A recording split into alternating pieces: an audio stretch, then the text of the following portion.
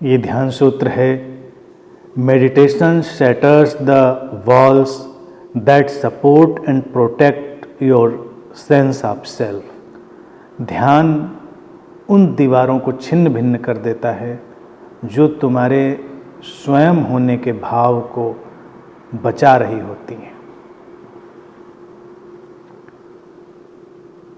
कौन सी दीवारें छिन्न भिन्न करने योग्य हैं और वो कौन सा सेंस ऑफ सेल्फ है जिसे अब हमें हटाना है, बदलना है।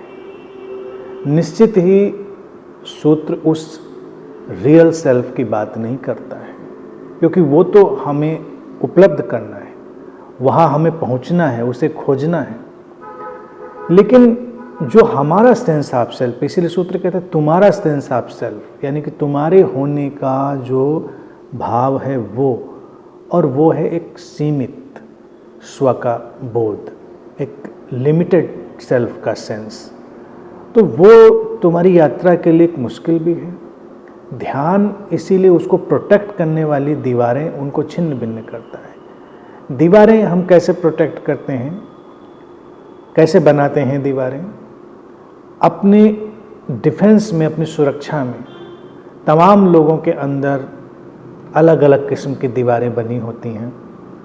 कई बार तुम देखो कुछ लोग इतने बंद हो जाते हैं, इतने क्लोज हो जाते हैं कि उनके अंदर प्रवेश करना ही मुश्किल हो जाता है।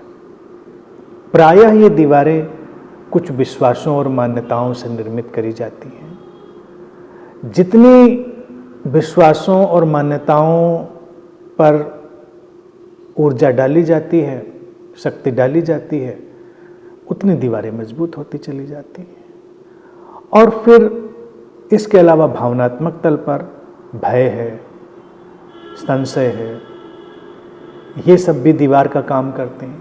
अगर तुम शंकालु हो लोगों के प्रति, जगत के प्रति, किसी विचार के प्रति, तुम खुलोगे नहीं। तुम भयग्रस्त हो, तुम बंद हो जाओगे। तो हमको दीवारों को हटाकर खुला ग्रहणशील होना है, लेकिन इन सारी चीज़ों को समझना है कि संशय हटाना है, भय हटाना है, विश्वास और मान्यताएं थोड़ी देर के लिए उपयोग करने के लिए ठीक है, उनमें कोई परेशानी नहीं है। लेकिन अगर वही के वही हमारा जीवन बन जाए तो फिर तो मुश्किल आनी है। कई देखिए संगठित जो मजहब होते हैं, संगठित संप्रदाय जिन्हें लोग धर्म भी कहते हैं, वो बचपन से ही विश्वासों और मान्यताओं को बच्चों के अंदर भरने लगते हैं। बड़े होते हैं बच्चे तो वो अपनी मान्यता या अपने विश्वास के आगे कुछ भी देखते ही नहीं, कुछ तो देखना ही नहीं चाहते, और कुछ इतने ब्रेन वॉश्ड हो चुके होते हैं कि वो देख सकते ही नहीं। ये दीवार बन गई। दीवार के पीछे तुम्हारा होना छुपा है, तुम्हारा वो लिमिटेड सेंस ऑफ सेल्फ। ध्यान तो हमें उस लिमिटलेस की तरफ ले जा रहा है। ध्यान हमको कहीं सीमित बनाने के लिए है भी नहीं। तो अब हमको एक एक विश्वास और मान्यता को परत दर परत उघाड़ना होगा, देखना होगा। देखना होगा कि उनकी कितनी उपयोगिता है, कितनी उनकी अहमियत है, और जितनी देर उनका एक काम चलाऊ उपयोग है उतनी देर उनको मान्यता दी जा सकती है, उनको अनुमति दी जा सकती है, लेकिन हमेशा के लिए नहीं। और संशय और भय को भी हमें देखना पड़ेगा। संशय क्या? हर बात पर हम संशय करें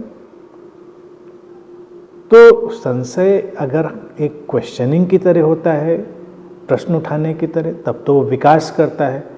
लेकिन अगर हम संशय ही संशय करें हर बात में कि पता नहीं ये तुम्हारे हित के लिए है कि नहीं, अच्छे के लिए है कि नहीं, तो बंद होते चले जाओगे। कृष्ण ने जो कहा संशयात्मा विनश्यति, जो संशय से भरा हुआ व्यक्ति है वो नष्ट हो जाता है।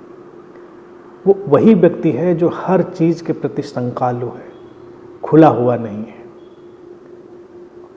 और भय भी किस बात का होता है व्यक्ति को? भय भी उसके स्वयं की उस मान्यता के मिटने का होता है।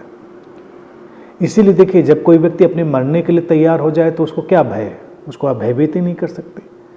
लेकिन कोई व्यक्ति अपने उस सीमित स्व को, जो सेंस ऑफ सेल्फ उसका था, उसको मिटाने के लिए तैयार हो जाए तो उसके जीवन में भी भय किस बात का आएगा?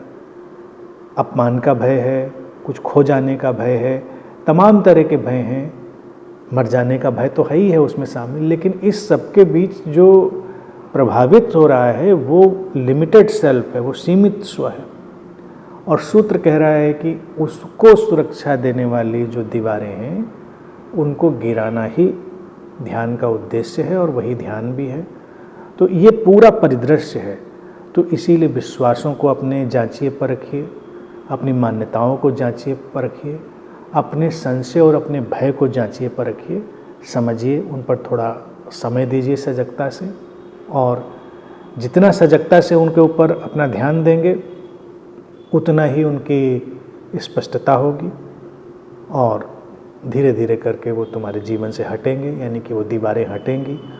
और एक बार दीवारों के बीच जिसे हमने बड़े जतन से बनाया था, हमारा वो स्व, सीमित स्व, वो भी फिर मिटेगा, और उसके बाद जो बचेगा वही हमारा वास्तविक होना होता है, हमारा रियल सेल्फ। लेकिन रियल सेल्फ या हमारा वास्तविक होना वो किसी परिभाषा या किसी मान्यता या किसी विश्वास का, उसके कोई योगदान नहीं है, वो उन पर आधारित भी नहीं है, वो बस है।